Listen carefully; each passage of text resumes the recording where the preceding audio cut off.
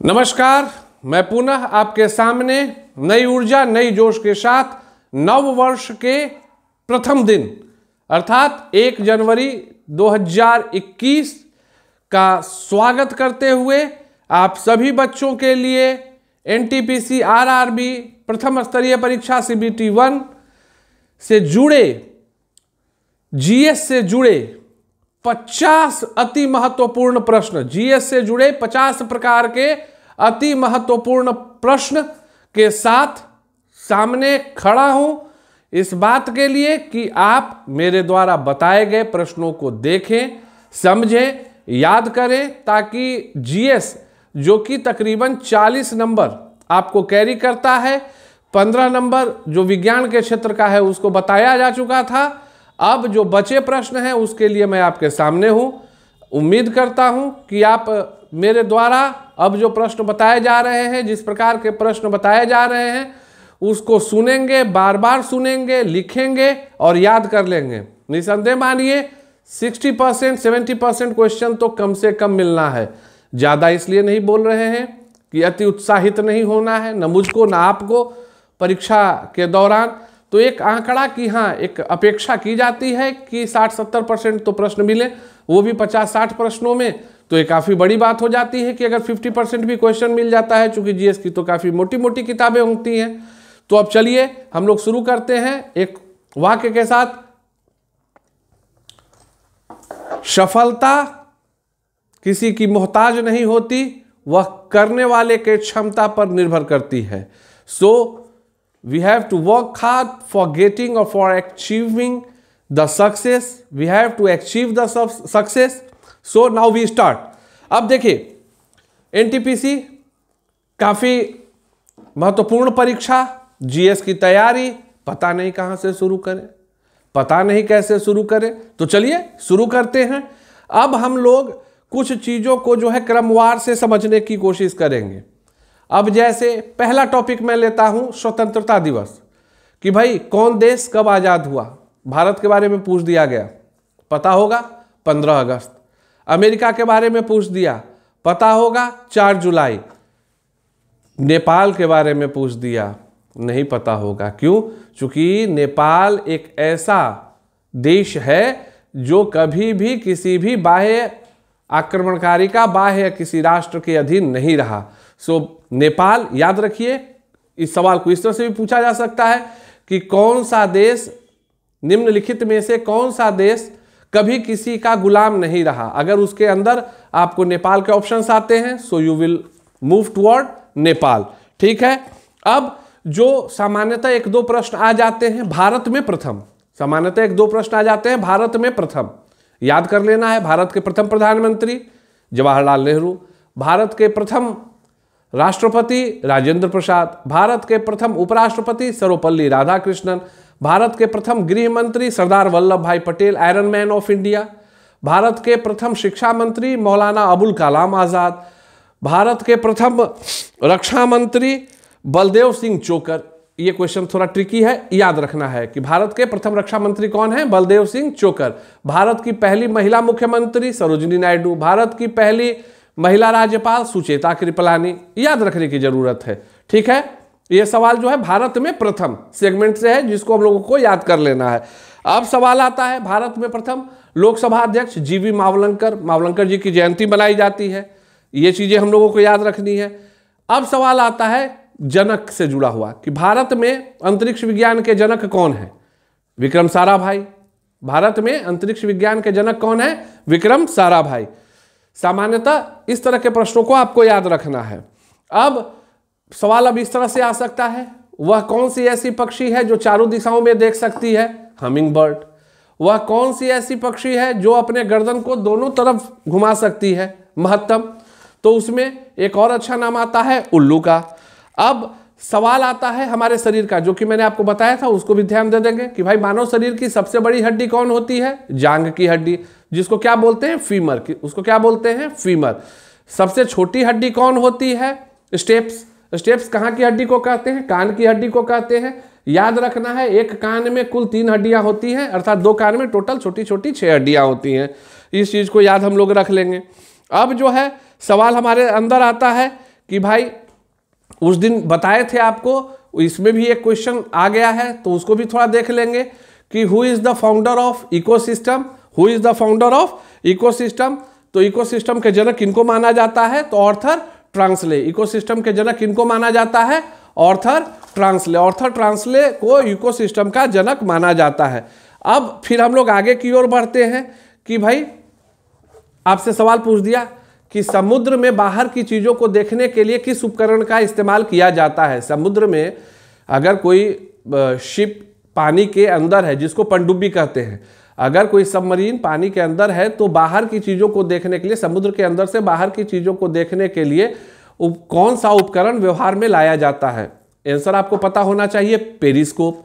अब पानी के अंदर से बाहर के देखने के लिए हम लोगों ने पेरिस्कोप का यूज किया, तो स्वाभाविक है कि सवाल घूम भी सकता है कि समुद्र के अंदर की वस्तुओं को देखने के लिए किस चीज का, किस उपकरण का यूज किया जाता है। बेहद सामान्य है, आपको पता होगा, सोनार। सोनार वह वस्तु होती है जो शिप के नीचे लटकी होती है और वो आपको अंदर के गतिविधियों या अंदर के स्थितियों के बारे में जानकारी देती है। अब हम लोग भारतीय संविधान पर आते हैं कि भाई भारतीय संविधान में कुल कितने मौलिक अधिकार हैं। There are how many human right in India. तो कितने सारे मौलिक अधिकार हैं, नंबर ऑफ ह्यूमन राइट्स। तो हैं हमारे पास फंडामेंटल राइट जिसको बोलते हैं, ह्यूमन राइट नहीं, फंडामेंटल राइट बोलेंगे। फंडामेंटल राइट 6 है। संपत्ति का अधिकार था, उसको हटा दिया गया। अब सवाल यह भी पूछा जा सकता है कि भारत के मौलिक अधिकार कहां से लिया गया, भारत के मौलिक अधिकार को हम लोग कहां से लिए। तो याद रखिएगा, मौलिक अधिकार, एक सवाल, ट्रिकी सवाल, याद रखिएगा, मौलिक अधिकार हम यूएसए से लिए, लेकिन उसमें एक क्लॉज है कि ड्यूरिंग एन इमरजेंसी, आपातकाल के समय तमाम प्रकार के मौलिक अधिकार जो होते हैं सस्पेंडेड हो जाते हैं। तो ये क्लॉज जो है वो हम लोगों ने जर्मनी से लिया है। ये क्लॉज हम लोगों ने कहां से लिया है, जर्मनी से लिया है। अब सवाल आता है कि मौलिक कर्तव्य कितना होता है। तो मौलिक कर्तव्य कितना होता है भाई, तो 11 होता है। मौलिक कर्तव्य कितना होता है, तो 11 होता है। याद रखिएगा, राइट टू एजुकेशन, RTE, मौलिक कर्तव्य जो है, राइट टू एजुकेशन। अब वो भी ड्यूटीज में, जो फंडामेंटल ड्यूटीज में है, रिस्पॉन्सिबिलिटीज में जो है, उसको हम लोगों को याद रखना है।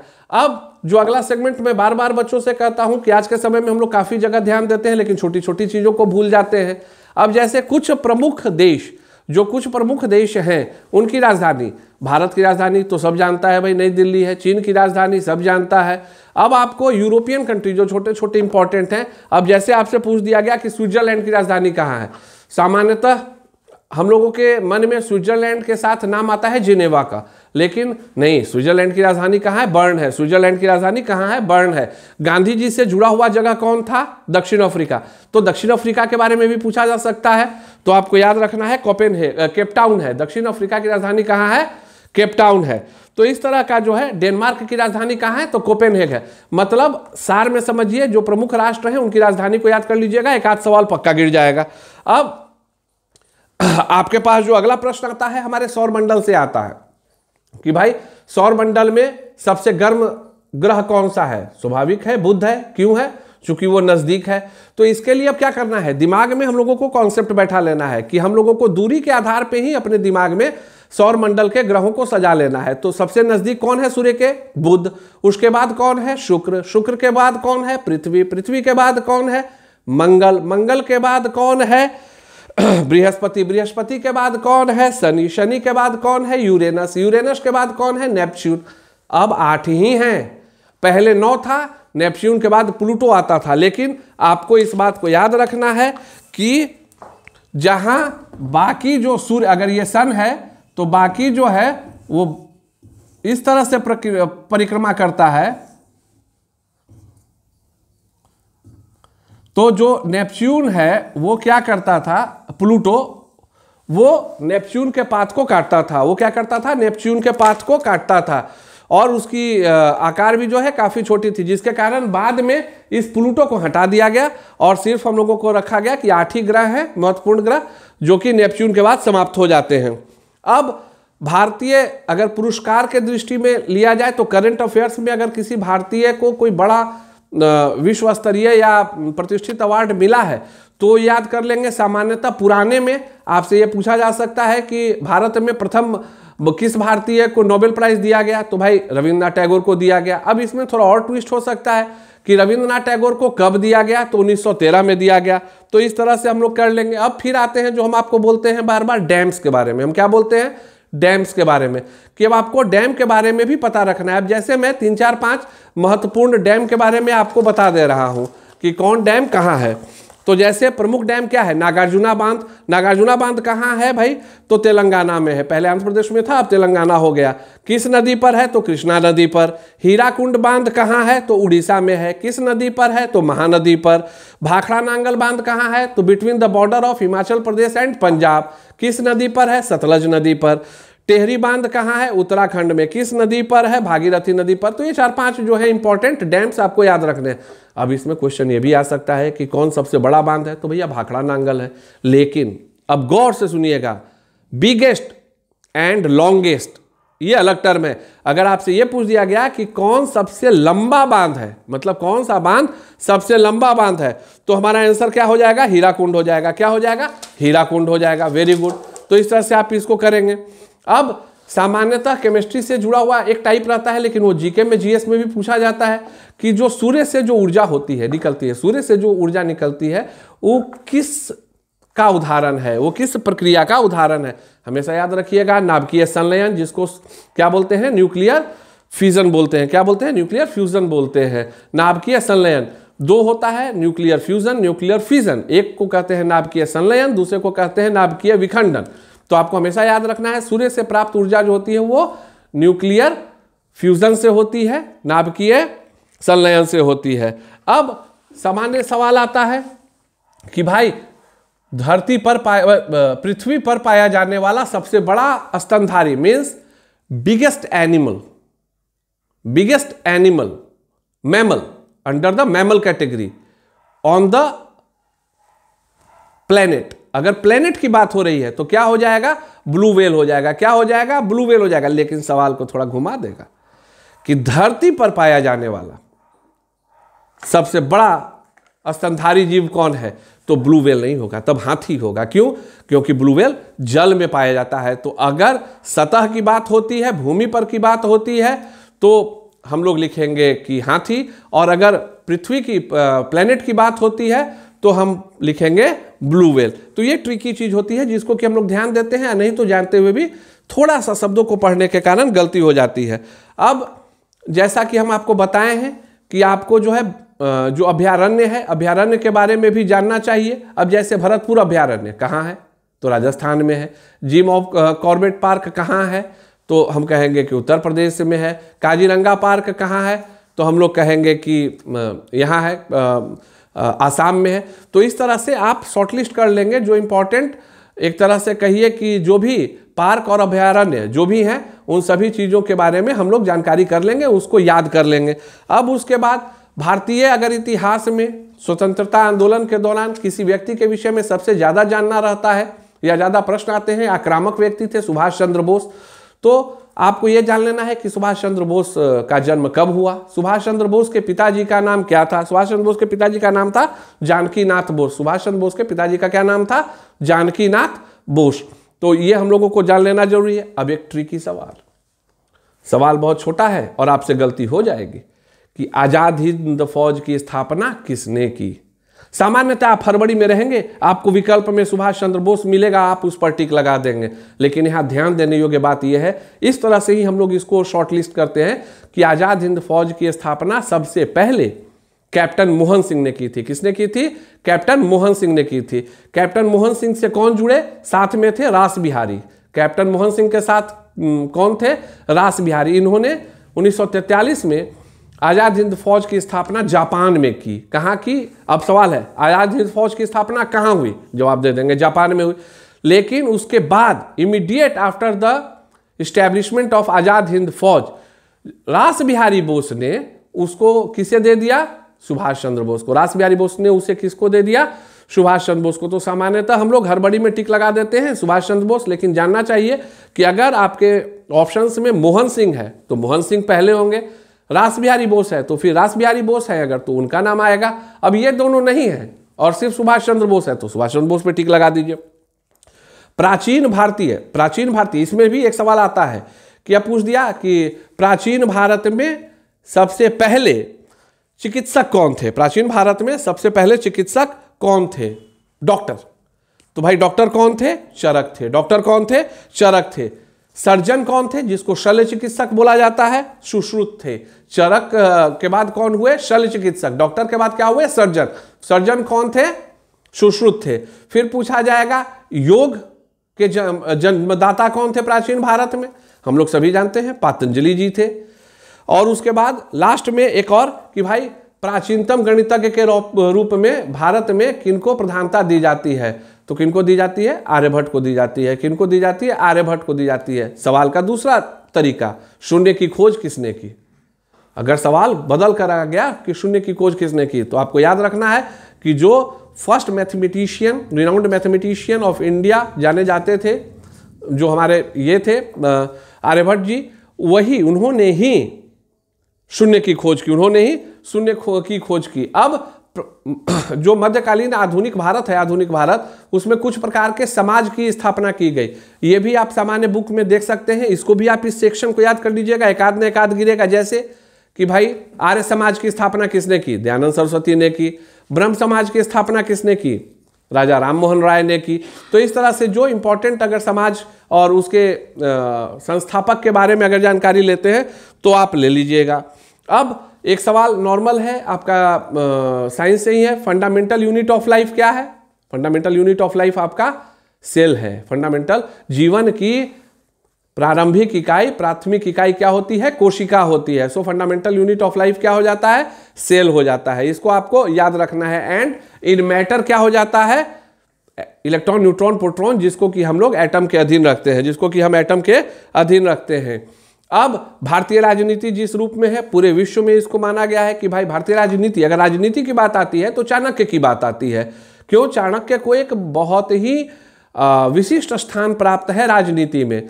तो चाणक्य को और भी कई नामों से जाना जाता था। जैसे अब ऑप्शन है, चाणक्य को और किस नाम से जाना जाता था? ABCD में कौटिल्य लिखा हुआ है तो कौटिल्य तो टिक मार दिए।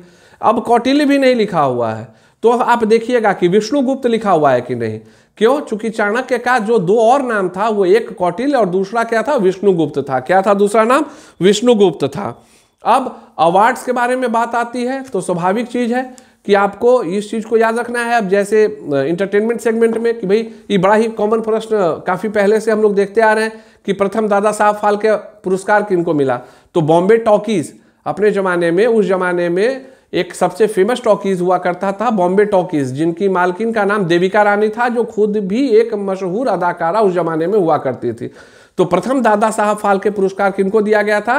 देविका रानी को। अब इसके बहाने मैंने दो चीजें बता दिया कि बॉम्बे टॉकीज के मालकिन का नाम क्या था? तो देविका रानी था। इस चीज को याद रखिएगा। अब प्लांट्स के बारे में पहले भी साइंस में भी बताए हैं, इसमें भी हल्का बता दे रहे हैं कि भाई जो जल को पत्ती तक ले जाए, प्लांट्स में जो जल को पत्ती तक ले जाए, जमीन से जल पत्ती तक, उसको जाइलम बोलते हैं। ज से जल, पत्ती तक, ज फॉर जाइलम, याद रखने का ट्रिक है। और पत्ती से भोजन सब जगह, प से पत्ती, भोजन सब जगह, फ्लोएम। पी से पत्ती और फ्लोएम, अगर पत्ती को PATTI लिखते हैं तो फ्लोएम पी से होता है। तो आप याद रखिएगा कि जाइलम जो जल को पूरे पौधे तक पहुंचाने के लिए रिस्पॉन्सिबल है, और फ्लोएम जो पत्ती से भोजन को सब जगह पहुंचाने के लिए सक्षम है। इस चीज को हम लोग हमेशा याद रखेंगे। अब कुछ सवाल कि भाई सामान्यतः आप क्या देखते हैं? सामान्यतः हम लोग क्या देखते हैं कि नदी जो है वह पश्चिम से निकलती है और पूर्व की तरफ जाती है। नदी पश्चिम से निकलती है, पूर्व की तरफ जाती है ना। गंगा है, बहुत सारी नदियां हैं, अनगिनत नदियां हैं भारत में जो पश्चिम से निकल के पूर्व की ओर जाती है, अर्थात वो सामान्यतः बंगाल की खाड़ी में जाती हैं। हाँ, बिल्कुल सही बात बोल रहे हैं। वो सामान्यतः पश्चिम से निकलकर पूर्व की ओर जाती है। लेकिन क्या कुछ नदियां ऐसी भी हैं जो कि पूर्व से निकल के पश्चिम की ओर जाती हैं? तो ये आपके लिए काम दे दिया कि भाई आप हमें बताइए कि कोई वैसी नदी का नाम बताइए जो पूर्व से निकले और उल्टा पश्चिम की ओर जाए, अर्थात वैसी नदियों का नाम बताइए जो अरब सागर में गिरती हैं। वैसी नदियों का नाम बताइए जो अरब सागर में गिरती हैं।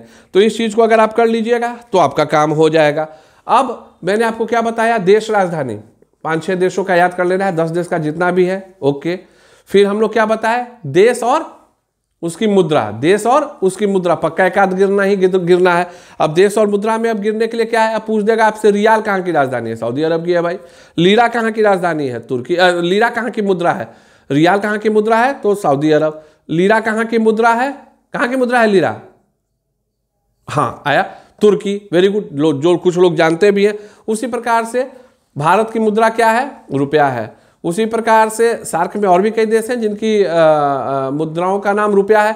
यूरोपियन कंट्री जो है, अब लोग क्या मिलकर मुद्रा का निर्माण किए हैं, ईयू, जो ईयू के देश हैं वो क्या बनाए हैं, मुद्रा को एक कॉमन मुद्रा बनाए हैं। याद रखिएगा, ईयू के राष्ट्र मिलकर एक सामान्य मुद्रा प्रचलन में लाए, उसको यूरो कहते हैं। क्या कहते हैं, यूरो कहते हैं।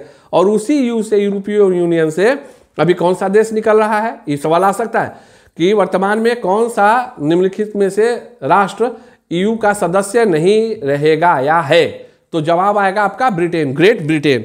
ठीक है, अब कंप्यूटर से 4 क्वेश्चन पक्का अगर कंप्यूटर से पूछेगा तो एक आध मिलना है।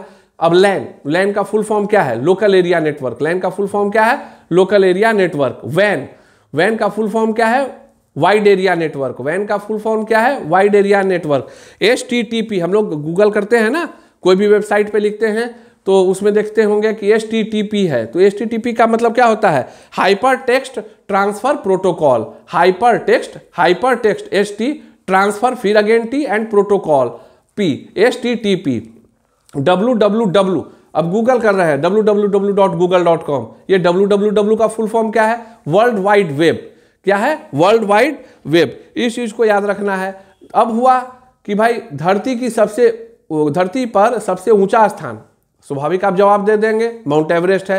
धरती पर सबसे गहराई में अवस्थित स्थान, आप जवाब दे देंगे मरियाना की खाई। सवाल, मरियाना की खाई कहाँ है, किस महासागर में है, इस चीज को भी याद रखना है कि भाई मरियाना खाई जो है वो कहाँ है, प्रशांत महासागर में है। कहाँ है, प्रशांत महासागर में है। अब भारत के विषय में अगर जानते हैं तो 5 जो है वो आप याद कर लीजिएगा कि भारतीय अंतरिक्ष अनुसंधान केंद्र कहाँ है, बेंगलोर। भारतीय विज्ञान संस्थान कहाँ है, Bangalore. Atomic Bhabha research centre कहाँ है, पता रखना है। भारतीय मौसम विज्ञान केंद्र कहाँ है, पता रखना है। ये सब 4-5 क्वेश्चन जो होते हैं वो काफ़ी इंपॉर्टेंट होते हैं। अब देखिए, समय आपको कुछ ज़्यादा मैं नहीं लिया होगा, उम्मीद कर रहे हैं कि एक आइडियल समय होगा, लेकिन इतने देर में जितनी चीज़ें मैंने बता दी, आप पक्का रखिए कि 50 से 60% question definitely you are going to solve in the examination under the GS category. समय कम है, तैयारी का स्वरूप यही होना चाहिए। We have to short list, we have to find out. अब आप देखिए, 2 कक्षा मिलाकर, 3 कक्षा मिलाकर मैंने क्या कवर कर लिया, अब लगभग 40 नंबर पूरा हो गया। अब मेरे पास 40 नंबर GK GS के अधीन, चाहे वो साइंस हो चाहे वो GK हो, अब मेरा जो है लगभग पूरा हो गया। अब बचा क्या, 30-30। तो अब 30-30 के लिए फिर आगे हम लोग मिलेंगे कि उसके लिए समय कैसे बचाया जाए। पुनः नववर्ष की ढेर सारी शुभकामनाएं। ऊर्जाओं के साथ मेरे द्वारा किए गए प्रयास को व्यर्थ नहीं जाने दीजिएगा। ज्यादा से ज्यादा लाइक और सब्सक्राइब करवाएं ताकि मैं अपने नए खोज को नित्य प्रतिदिन आपके सम्मुख रखूं और आप उससे लाभान्वित हो। नववर्ष की ढेर सारी शुभकामनाओं के साथ धन्यवाद।